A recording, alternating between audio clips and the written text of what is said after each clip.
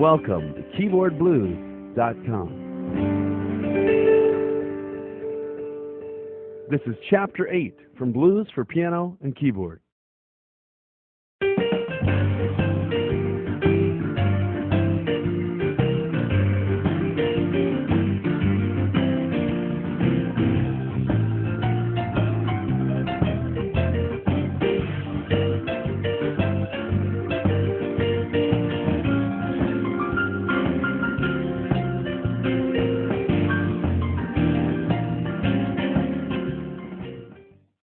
Congratulations, you made it all the way to Chapter 8.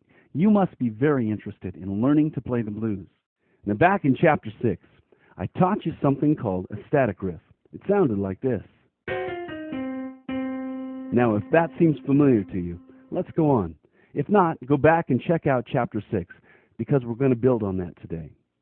Now we call that a static riff because it never changes. That's what static means.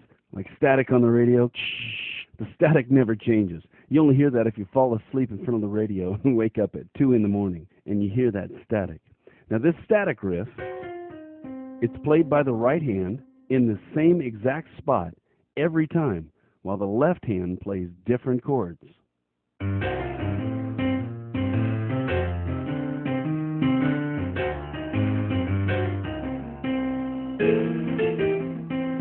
Now you can go back to Chapter 6 and review that if you need to.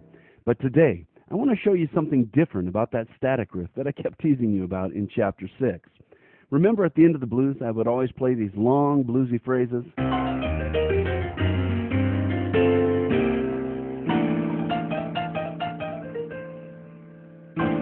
And then I told you I'd show it to you in the next chapter, and I never did. We will get to it today. But in Chapter 7, I ended up showing you those powerful left-hand comp chords. Remember that? I hope you enjoyed Chapter 7. There was some great stuff for your left hand in there. But today, we're going to dig back into the static riff from Chapter 6. And I'm going to show you how to extend it into a nice, long, bluesy phrase.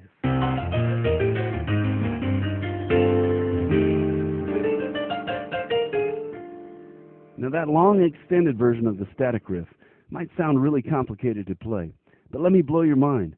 The long extension of this static riff is really simple. In fact, you know most of it already if you learn Chapter 6. It's actually the same static riff 2 times, high and low. Now in between the high static riff and the low static riff, there's a tiny little riff that connects the two. I call it the connector. What a great little name. How did I ever think of that? This is what it sounds like. So here's the static riff with the connector. Then you play the same static riff an octave lower. Now here's what it sounds like all together, up to speed. Let's do that one more time. Here's the static riff up high. Here's the connector. And finally, the static riff again lower. Now that was nice and slow. I can't wait till you can play this on your keyboard. But there's even more. Once you learn to do that, you can keep running the static riff and the connector, static riff and connector, all the way down to the bottom of the keyboard. And it sounds fantastic. Let's play it like that once. This time we're going to kick the tempo all the way up, and we're going to run that thing all the way down the keyboard. Here it is.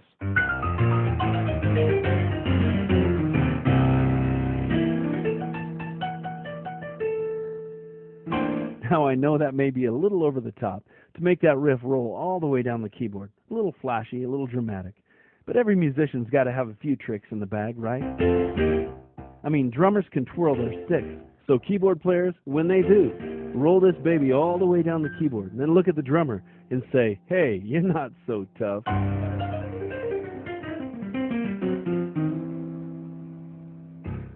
At this point in the blues course, you're either really digging into the keyboard and really loving this stuff, or maybe you're scratching your head and you're wishing you could understand it just a little more. If that's the case, you really need to go through our course titled Pattern Piano and Keyboard. You can check this course out online at playpianotoday.com. Go there, and it'll give you an online video demo of what it means to play the piano or the keyboard by ear using the revolutionary technique of rhythmic patterns. Now, this course starts simply from the ground up. It assumes that you've never played, but then it progresses quickly through college-level techniques. By the end of the course, you'll have an entire arsenal of rhythmic patterns that you can use to play any song by ear. In addition, a large part of this course is taken up with teaching you to create your own patterns. Now, this is where you'll develop your own unique style on the keyboard. You'll be able to create songs and arrangements that are all your own. This is super exciting stuff. If you really want to study, if you really want to become a great musician, buy that course and go through it. It's really not that expensive, but it's very thorough, and it'll get you up to speed quickly. Now, before we play through the 12-bar blues in this chapter, I want to show you one more thing. If you remember, way back in some of the earlier chapters in this blues course, you'll remember the very first right-hand blues riff that I taught you. Remember that? It was called riff number 1. Now, if you need to, go back and review those chapters.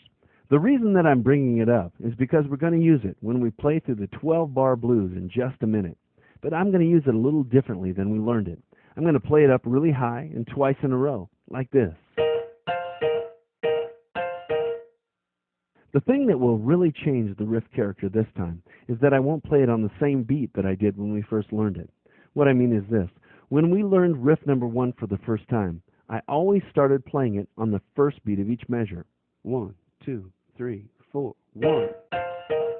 This really emphasized or accented the first chord. 1, 2, 3. This time, I'll start on the second beat of each measure, and then I'll play it twice in a row. 1, 2, 3, 4, 1, 2, 3, 4. This really makes different sections of the riff get accented and brings new life to it. Now, the reason I'm doing this is to make a point. I want to show you that you can take all these riffs, change them however you want to, and use them in your own unique way. After all, that's the goal of all of our courses, to teach you many different skills and many different patterns, as well as how to weave them together in your own unique way, so that you can become a creative musician, because that is where the real fun is.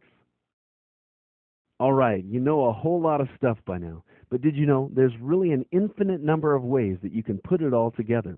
Here's one version.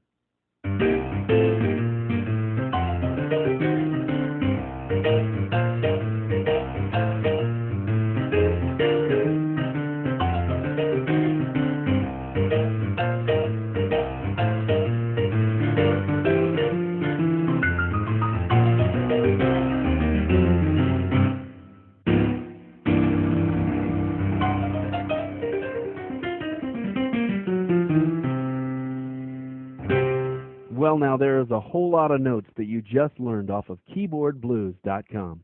I hope you're having a great time with all of this. I certainly am. And guess what? There's a whole lot more to come.